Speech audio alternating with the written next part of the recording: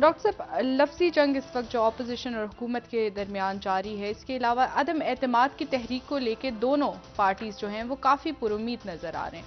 Opposition कहती है कि कामयाब हो जाएंगे अदम एतमाद की तहरीक पे, और हुकूमत ये दावा कर रही है कि हुकूमत जो है वो अदम एतमाद की तहरीक को नाकाम बनाएगी।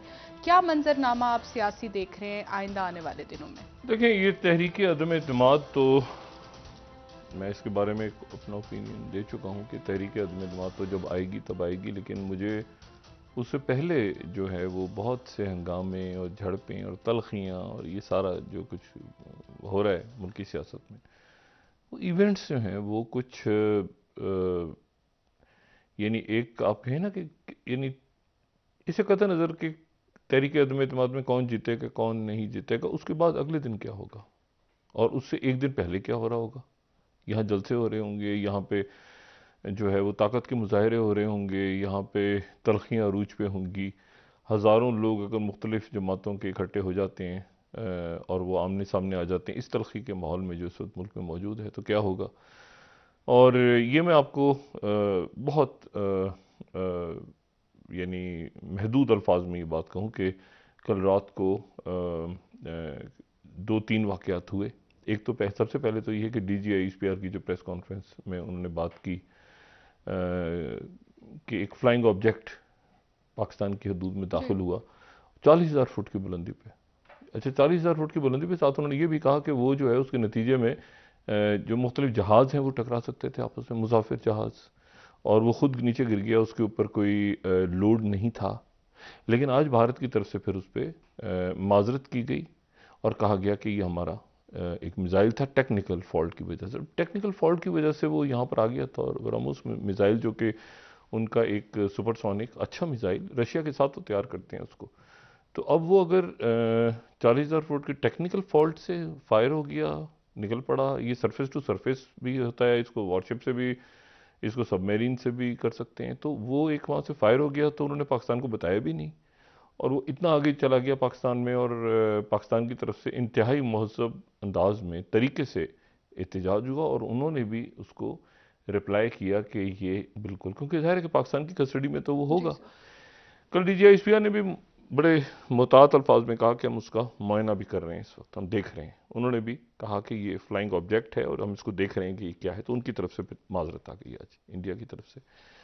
लेकिन ये बड़ी एक खौफनाक सी बात है, क्योंकि इस तरह से अगर मिसाइल्स टेक्निकल बुनियादों पे फायर होने लग जाएं, और यानी सोचें ना, आबादी पे गिर जाता या उस पर कोई पेलोड होता, मतलब है कि मतलब वो बड़ा अजब सा एक मामला हुआ। ऐसे हुआ नहीं है, कभी कभी भी ऐसे नहीं हुआ कि टेक्निकल फॉल्ट की वजह से मिसाइल जो है वो फायर हो गया हो, और उसके बाद फिर उनकी तरफ से भी कोई बात नहीं हुई। ये जो हम 22वीं खबर दिखा देते हैं इंडियन एक्सप्रेस की, India regrets accidental firing of missiles that landed in Pakistan, orders और प्रोब्स का ऑर्डर उन्होंने दे दी है। ये इंतहाई अजब बात है, और ये इंडियन एक्सप्रेस ने, बाकी अखबारों में भी उनके सारे लगा हुआ है कि एक्सीडेंटल फायरिंग ऑफ मिसाइल। हम्म।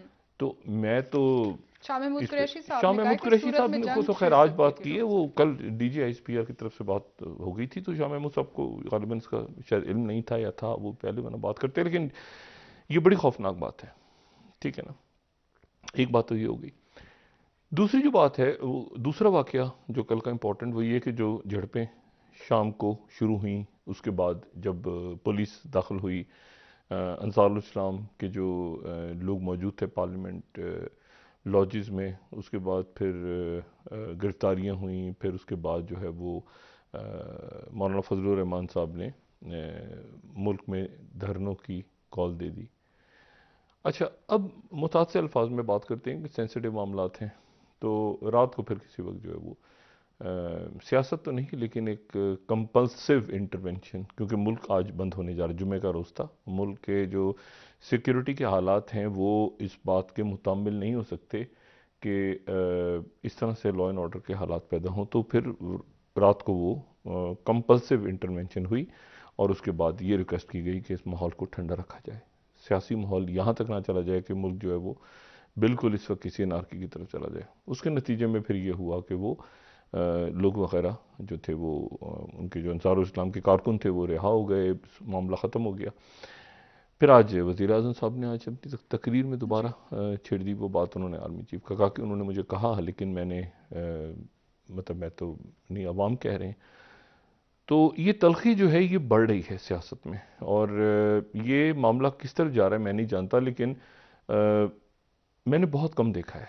और इसको, ये क्यों बढ़ रही है, क्या हो गया, वजह क्या है इसकी, ये तो देखें, आइन है, कानून है, पार्लियामेंट है, सब कुछ। ऐसा लगता है जैसे जाती जंग और लड़ाइयाँ हो गई हैं, कि मतलब है कि बस वो अल्लाह ताला खैर करे, लेकिन बहुत गड़बड़ है इस वक्त सियासत में ना। तलखी को इस्लामाबाद में बड़ा अनयूजुअल सा माहौल है, कि जिसको कोई ठंडा करवाने की भी कोशिश करता है, कोई दरमियान में भी आता है, कोई इधर भी, तो वो भी जो है ना वो बात और ख़राब होनी शुरू हो जाती है। तो अल्लाह करे कि ये खैर आफियत रहे और मामलात मज़ीद तलखी की तरफ ना जाएं, जो कि पहले ही अपने अरूज पे है।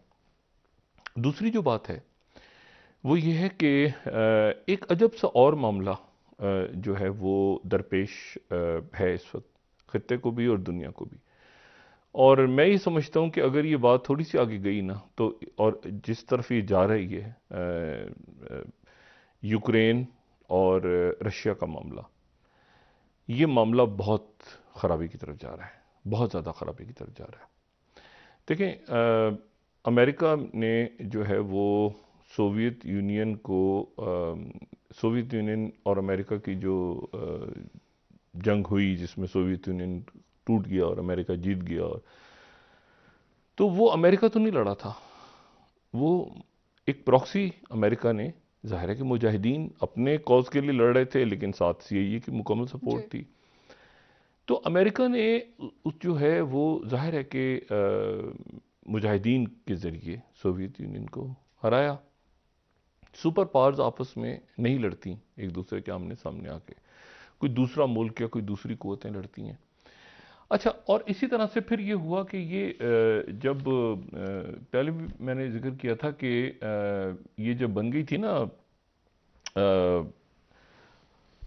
रोमन होली एम्पायर यूरोप के अंदर, तो रोमन होली एम्पायर 1618 से लेके 1648 तक उनके मुल्क आपस में लड़ना शुरू हो गए थे।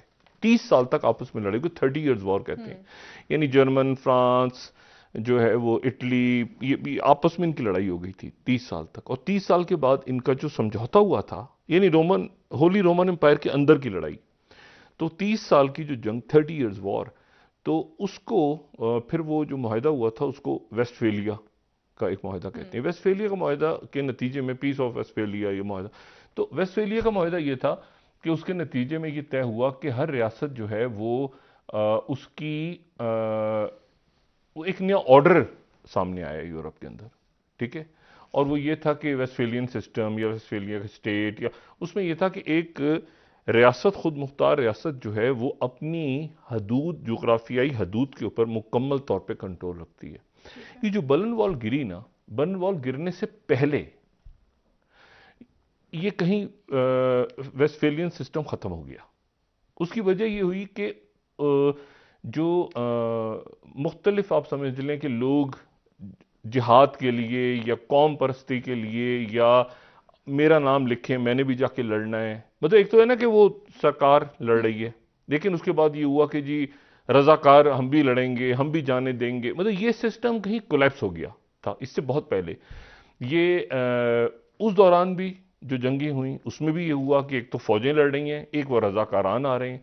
इसमें बाइबल में भी जिक्र है इस तरह से, है ना, कि वो रजाकारों ने अपने आप को पेश कर दिया और मुख्तलिफ जंगों में हिस्सा लिया, और वो भी हुए। एक तो फौज है और एक रजा, मतलब उसको अब आप अच्छे वे में लें लेकिन बुरे वे में लें कि जी मुल्क के लिए जान दे रहे हैं, कॉज के लिए जान दे रहे हैं, लेकिन वो होते होते होते होते होते ऐसा हुआ कि वो फिर यानी एक तो रियासत की फौज है, मुल्कों की फौज है, लेकिन उसके साथ साथ दूसरी मिलिशियाज ने अपने आप को पावरफुल करना शुरू कर दिया।